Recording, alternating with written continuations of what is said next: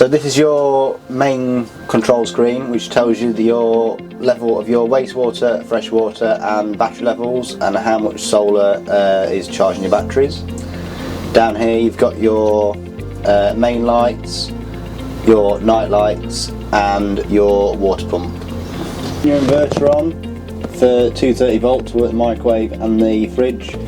Flick that switch to the right and your inverter's on. When you're finished with using the inverter, just make sure you turn it off. To turn your diesel heater on, press the button with the 3 arrows, and this knob here controls the temperature. If you want just a fan on, just press the fan button.